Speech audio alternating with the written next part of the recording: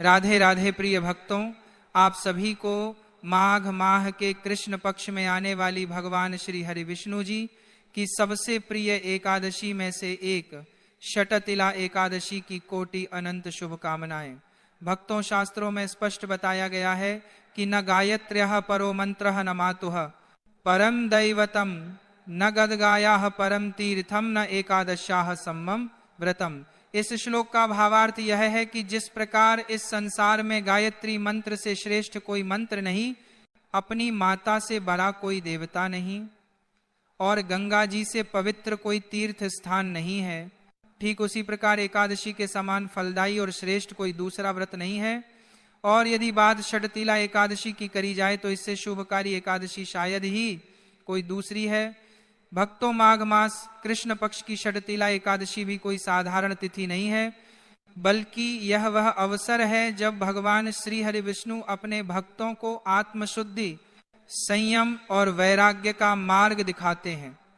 वर्ष 2026 में यह एकादशी विशेष इसलिए हो गई है क्योंकि इसी दिन मकर संक्रांति का पावन पर्व भी पड़ रहा है और यहीं से लोगों के मन में भ्रम, संशय और अलग अलग बातें फैलने लगी हैं। कोई कह रहा है कि एकादशी 13 तारीख को है, कोई 14 को बता रहा है, कोई कहता है कि संक्रांति है तो खिचड़ी खानी ही चाहिए, और कोई यह सोचकर डर में पड़ गया है कि एकादशी को खिचड़ी नहीं खाई जाती तो अब क्या होगा। इन सभी सवालों का जवाब आपको इसी वीडियो में आगे मिल जाएगा। तो भक्तों, वीडियो को पूरा जरूर देखकर जाना, क्योंकि इन सब उलझनों का समाधान भावनाओं से नहीं बल्कि शास्त्र की समझ से होता है। सबसे पहले यह समझना आवश्यक है कि सनातन धर्म में व्रत और तिथि का निर्णय कैसे किया जाता है। पंचांग के अनुसार शटतिला एकादशी तिथि का आरंभ 13 जनवरी 2026 को दोपहर 3:19 से हो रहा है और इसका समापन 14 जनवरी 2026 को शाम 5:54 पर हो रहा है। अब बहुत से लोग यहीं भ्रम में पड़ जाते हैं और सोचते हैं कि जिस दिन तिथि शुरू हुई उसी दिन व्रत रखा जाएगा, जबकि शास्त्रों में स्पष्ट कहा गया है कि व्रत हमेशा उदया तिथि के अनुसार रखा जाता है। जिस तिथि में सूर्य उदय होता है वही तिथि व्रत के लिए प्रधान मानी जाती है। इसी नियम के अनुसार शटतिला एकादशी का व्रत वर्ष 2026 में बुधवार 14 जनवरी को ही रखा जाएगा। इसमें कोई मतभेद, कोई दूसरा विचार और कोई संशय नहीं है। अब इसी दिन मकर संक्रांति भी है। सूर्यदेव इस दिन मकर राशि में प्रवेश करते हैं और उत्तरायण का आरंभ होता है, इसीलिए यह दिन अत्यंत पवित्र माना गया है। लेकिन यहाँ एक बहुत सूक्ष्म बात समझनी चाहिए। संक्रांति एक पर्व है और एकादशी एक व्रत तिथि है। पर्व का संबंध उत्सव, दान और सामाजिक परंपराओं से होता है, जबकि व्रत का संबंध आत्म संयम, नियम और तप से होता है। शास्त्रों में यह स्पष्ट कहा गया है कि जब व्रत और पर्व एक ही दिन आ जाएं, तो व्रत का नियम कभी नहीं टूटता। विशेष रूप से एकादशी का नियम सभी पर्वों से ऊपर माना गया है, क्योंकि यह तिथि स्वयं भगवान श्री हरि विष्णु को समर्पित है। यही कारण है कि 14 जनवरी 2026 को चाहे मकर संक्रांति ही क्यों न हो, एकादशी का नियम ही प्रधान रहेगा। इसका सीधा अर्थ यह है कि इस दिन चावल का सेवन नहीं किया जाएगा। खिचड़ी चावल से बनती है, इसीलिए एकादशी के दिन खिचड़ी खाना, बनाना या चखना भी वर्जित है। कई लोग भावुकता में यह कह देते हैं कि संक्रांति पर खिचड़ी न खाएं तो पाप लग जाएगा, लेकिन शास्त्र यह नहीं कहते। शास्त्र कहते हैं कि एकादशी के दिन चावल का सेवन महापाप है, चाहे कोई भी पर्व क्यों न हो। इसीलिए 14 जनवरी 2026 को खिचड़ी नहीं खानी है, नहीं बनानी है और नहीं किसी को परोसनी है। अब यहाँ शटतिला एकादशी का वास्तविक स्वरूप समझना बहुत जरूरी है। इस एकादशी का नाम ही तिल से जुड़ा हुआ है। शास्त्रों में बताया गया है कि इस दिन तिल से स्नान करना, तिल का उबटन लगाना, तिल का दान करना, तिल से भगवान का पूजन करना और तिल से बने पदार्थों का भोग अर्पित करना अत्यंत पुण्यदायक होता है। तिल को पापों का नाश करने वाला और पितरों को तृप्त करने वाला माना गया है। इस दिन भगवान को तिल और गुड़ से बने लड्डू, तिल मिश्रित मिष्ठान और सात्विक फल अर्पित करने चाहिए। स्वयं भी उपवास या फलाहार में रहकर भगवान का स्मरण करना चाहिए। बहुत से लोग पूछते हैं कि अगर एकादशी के दिन खिचड़ी नहीं खानी है तो फिर संक्रांति का पुण्य कैसे मिलेगा। इसका उत्तर भी शास्त्र में साफ दिया गया है। जब संक्रांति एकादशी में पड़ जाए तब संक्रांति का अन्न द्वादशी तिथि में ग्रहण किया जाता है। इसका अर्थ यह है कि खिचड़ी एकादशी के अगले दिन यानी द्वादशी को खाई जाती है। इससे एकादशी का नियम भी नहीं टूटता और संक्रांति का पुण्य भी सुरक्षित रहता है। यही सनातन धर्म का संतुलन है। अब द्वादशी तिथि की बात करें तो द्वादशी 14 जनवरी 2026 को शाम 5:55 से प्रारंभ होकर 15 जनवरी 2026 को रात 8:17 तक रहेगी। एकादशी का पारण हमेशा द्वादशी में ही किया जाता है और हरिवासर समाप्त होने के बाद किया जाता है। हरिवासर 14 जनवरी की रात लगभग 1 बजे के बाद समाप्त हो रहा है। इसलिए षटतिला एकादशी का शुद्ध और सही पारण समय 15 जनवरी 2026 को सुबह 7:15 से सुबह 9:20 तक माना गया है। इसी समय पारण करना चाहिए। अब यहाँ एक और भ्रम लोगों के मन में बैठा हुआ है, एक जो सबसे अधिक डर पैदा कर रहा है, और वह यह कि 15 जनवरी 2026 को द्वादशी गुरुवार के दिन पड़ रही है और कई स्थानों पर यह मान्यता प्रचलित है कि गुरुवार को खिचड़ी या चावल नहीं खाया जाता। अब लोग पूछ रहे हैं कि अगर गुरुवार को खिचड़ी नहीं खाई जाती तो द्वादशी में खिचड़ी कैसे खाएं? इस प्रश्न का उत्तर बहुत शांति से समझने की आवश्यकता है। गुरुवार को खिचड़ी न खाने की बात कोई सार्वभौमिक शास्त्रीय नियम नहीं है। यह कुछ क्षेत्रों की लोक मान्यता है जिसे लोक परंपरा से मानते आ रहे हैं।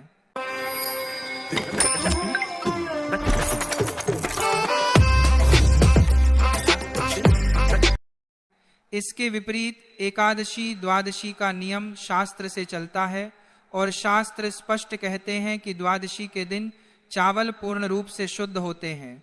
शास्त्र यह नहीं देखते कि वार कौन सा है, शास्त्र यह देखते हैं कि तिथि कौन सी है। जब तिथि द्वादशी होती है तब एकादशी का निषेध समाप्त हो जाता है। इसलिए 15 जनवरी 2026 को, जो कि गुरुवार है, स्नान पूजा और पारण के बाद खिचड़ी खाना पूर्ण रूप से धर्म सम्मत, शुद्ध और दोष रहित है। इसमें न तो गुरुवार का दोष लगता है और न ही कोई पाप माना जाता है, बल्कि यदि कोई व्यक्ति गुरुवार के भ्रम में पड़कर द्वादशी में भी खिचड़ी नहीं खाता तो वह संक्रांति के पुण्य से स्वयं को वंचित कर लेता है। अब पारण की विधि को भी समझना बहुत जरूरी है। पारण का अर्थ यह नहीं है कि सीधे भोजन कर लिया जाए।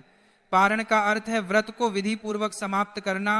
षटतिला एकादशी का पारण गोदुग्धेन पारणम बताया गया है, अर्थात सबसे श्रेष्ठ पारण गाय के दूध से किया जाता है।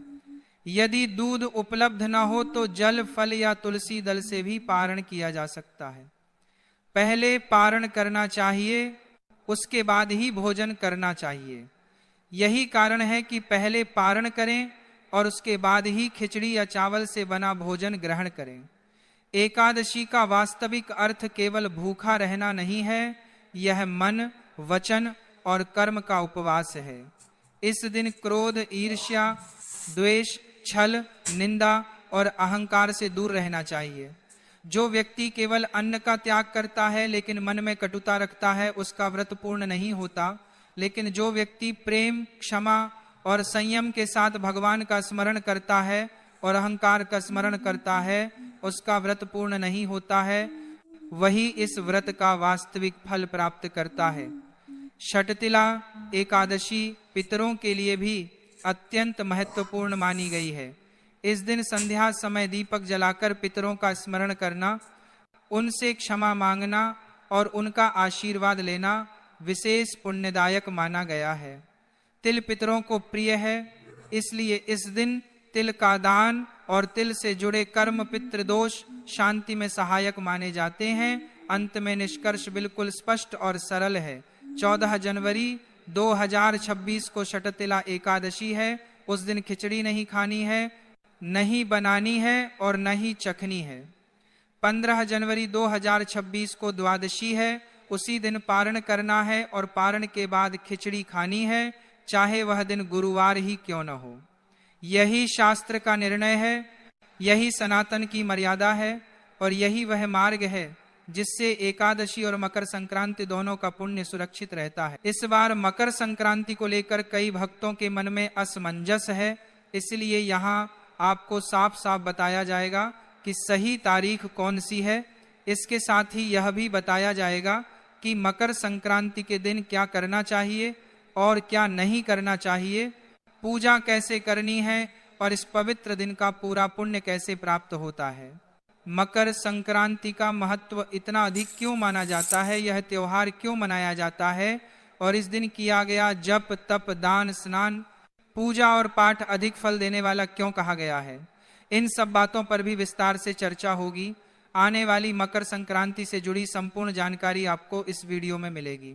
आगे बढ़ने से पहले एक सरल सा अनुरोध है कि वीडियो को अंत तक देखिए ताकि हर बात सही तरह से समझ में आ सके। यदि वीडियो उपयोगी लगे तो लाइक और शेयर जरूर करें ताकि और लोगों तक भी सही जानकारी पहुंच सके। भगवान विष्णु की कृपा पाने के लिए कमेंट बॉक्स में लिखिए ओम नमो भगवते वासुदेवाय। सूर्य देव की कृपा से आपका भाग्य प्रबल हो, जीवन में उजाला बढ़े, सुख समृद्धि आए, इसके लिए श्रद्धा से लिखिए जय सूर्य देव।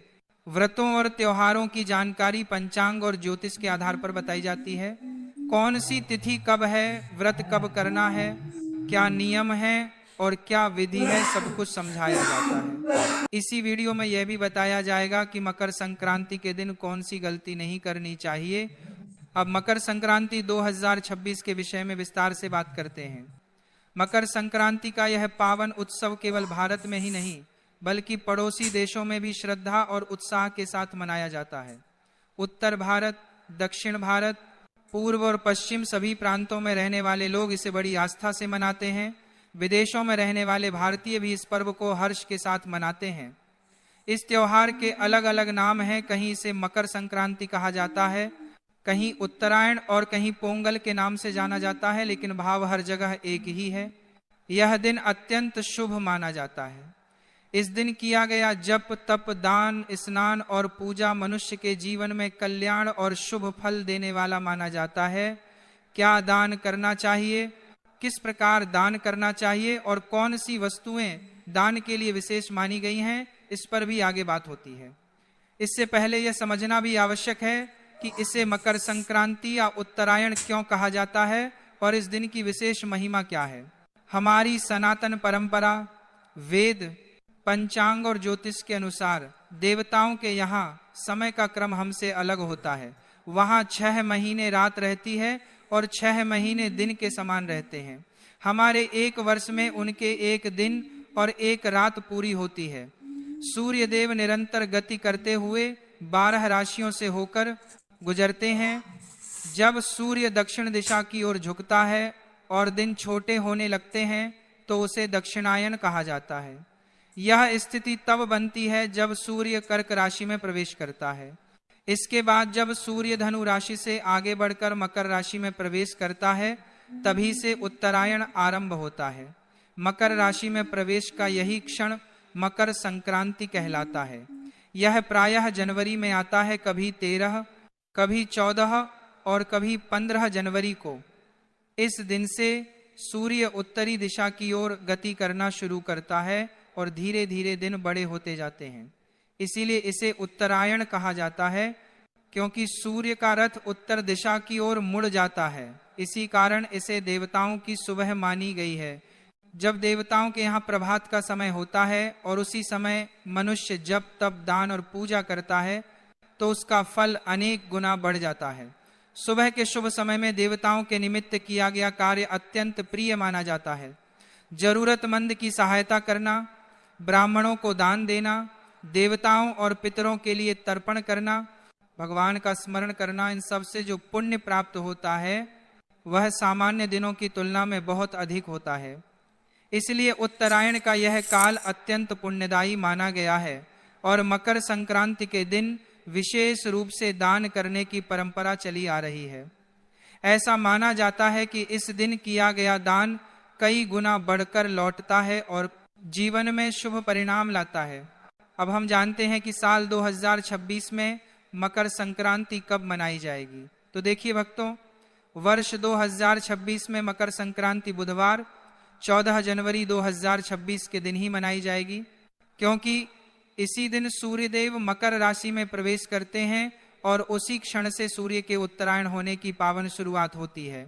भक्तों, मकर संक्रांति का जो पर्व है उससे जुड़े कई नियम होते हैं। कुछ नियम पूरे साल निभाए जाते हैं और संक्रांति के दिन उन्हें पूरा किया जाता है। कौन कौन से नियम आपने धारण किए हैं, कौन कौन से नियम अगले साल के लिए ले सकते हैं, उनका क्या फल होता है और उन्हें सही तरीके से कैसे निभाना चाहिए, ये सब भी आगे बताया जाएगा, क्योंकि ये बहुत महत्वपूर्ण विषय है। मकर संक्रांति बहुत बड़ा विषय है, शास्त्रों में इसके बारे में बहुत कुछ लिखा है, इसलिए धीरे धीरे सब बातें आपको बताते रहेंगे। अब देखिए भक्तों, यदि मकर संक्रांति के दिन बहुत ज्यादा कुछ न कर सकें तो कम से कम गंगा स्नान का प्रयास जरूर करें। गंगा स्नान की बहुत बड़ी महिमा बताई गई है। अगर गंगा जी तक नहीं जा सकते तो घर पर ही यह विधि करें।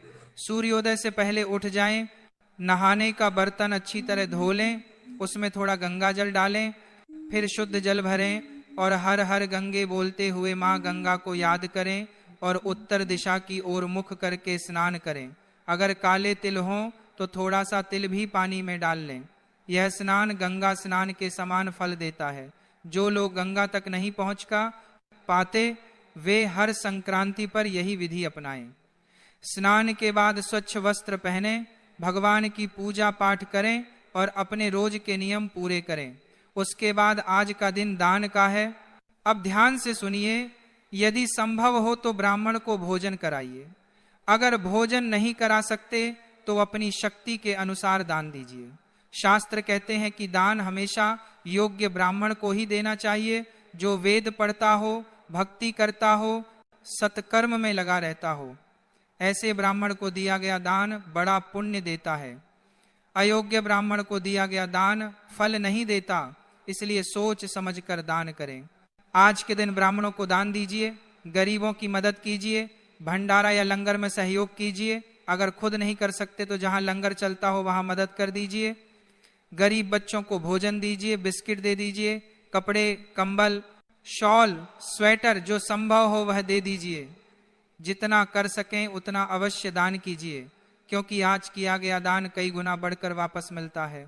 अब देखिए भक्तों, जब आप दान और सत्कर्म करते हैं तो आपके पाप कम होते हैं और पुण्य बढ़ता है। जब पुण्य का पलड़ा भारी हो जाता है तो जीवन में बदलाव दिखाई देना शुरू हो जाता है। चेहरे पर तेज आता है, मन प्रसन्न रहता है, लोग आपकी ओर खींचे चले आते हैं, कामों में सफलता मिलती है और ईश्वर की कृपा का अनुभव होता है।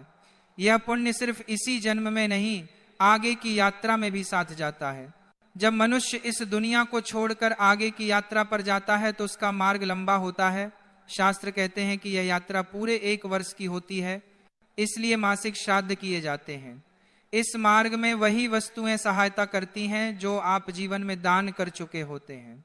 ब्राह्मण सेवा, गाय को दान, जरूरतमंद की मदद, प्राणियों पर दया, यह सब आगे साथ चलता है। अगर जीवन भर कुछ नहीं किया तो फिर भटकना पड़ता है। इसलिए कहते हैं कि जब शरीर स्वस्थ है, हाथ पैर काम करते हैं, तब तक जितना हो सके उतना भला काम कर लो। और मकर संक्रांति तो सबसे ज्यादा पुण्य देने वाली तिथि है। अब सुनिए, जो भी वस्तु आप दान करने जा रहे हैं पहले उसका संकल्प कीजिए। वस्तु घर लाइए, हाथ में जल, अक्षत और दक्षिणा के रूप में एक सिक्का लीजिए। 3 बार बोलिए श्री विष्णवे नमः। अपना नाम, अपना गोत्र, जहां बैठे हैं उस स्थान का नाम बोलिए और संकल्प कीजिए कि मकर संक्रांति के पवित्र अवसर पर आयु, आरोग्य और भगवान विष्णु की प्रसन्नता के लिए यह वस्तु दान कर रही हूं। फिर उस वस्तु के चारों ओर जल घुमाइए और भगवान के चरणों में समर्पित मानकर प्रार्थना कीजिए, हे प्रभु, यह दान मेरी श्रद्धा और सामर्थ्य के अनुसार अर्पित है, कृपा कर स्वीकार करें। इसके बाद वह दान जिसको देना हो उसे दे दीजिए। यदि धन का दान कर रहे हैं तो संकल्प में राशि और उद्देश्य भी बोल दीजिए। जो लोग स्वयं जाकर दान न कर सकें वे श्रद्धा से दक्षिणा भेजकर भी भाग ले सकते हैं। यहाँ सबसे बड़ा महत्व भाव का है। आगे और बातें बाकी है, लेकिन उससे पहले एक छोटी सी कथा हम सुन लेते हैं, तभी आपको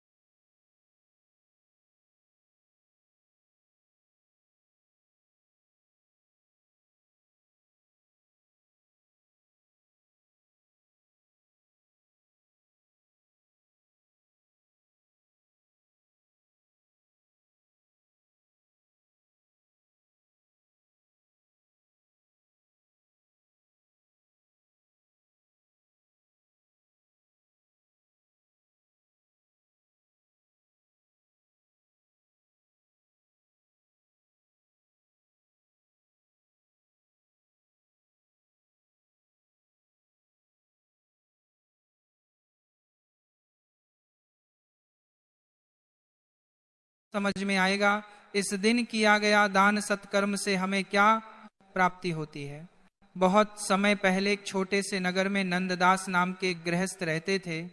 आय अधिक नहीं थी, घर में साधारण व्यवस्था थी, लेकिन हृदय बहुत सीधा और भगवान में श्रद्धा से भरा हुआ था। मकर संक्रांति का पावन दिन आया। नगर के लोग दान पुण्य कर रहे थे। नंददास मन ही मन सोचने लगे कि मेरे पास तो अधिक धन नहीं है, मैं क्या दान दूं। फिर उनके मन में विचार आया कि दान का मूल्य सामान से नहीं भावना से होता है। उन्होंने घर का सादा भोजन बनाया, थोड़ा गुड़ और तिल एकत्र किया, एक पुराना लेकिन साफ कंबल साथ लिया और समीप रहने वाले वेदपाठी सत्कर्मी ब्राह्मण के घर जा पहुंचे। वहां उन्होंने विनम्र भाव से कहा कि आज मकर संक्रांति के पावन दिन पर भगवान के नाम से यह छोटा सा दान स्वीकार करें। ब्राह्मण अत्यंत प्रसन्न हुए। उन्होंने नंददास के सिर पर हाथ रखकर आशीर्वाद दिया और कहा कि आज तुमने श्रद्धा और सच्चे मन से दान किया है। मकर संक्रांति के दिन दिया गया दान केवल इस जन्म तक सीमित नहीं रहता, इसका फल अगले जन्मों तक साथ चलता है। यह सुनकर नंददास का हृदय भावुक हो गया। वे चुपचाप लौट आए, पर उनके मन में बड़ी शांति और आनंद भर गया। धीरे धीरे समय बदला। पहले जहां घर में अभाव रहता था वहीं अब बरकत बढ़ने लगी। छोटा व्यापार बढ़ा, परिवार में सुख शांति आई, मन में चिंता कम हुई और संतोष बढ़ता चला गया। नंददास समझ गए कि दान से धन कम नहीं होता, बल्कि ईश्वर की कृपा बनकर लौटता है।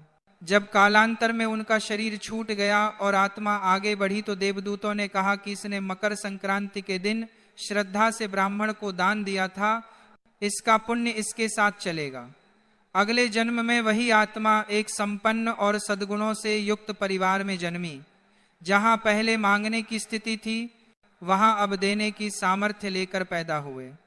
जीवन में ऐश्वर्य के साथ साथ करुणा और दया का भाव भी साथ रहा।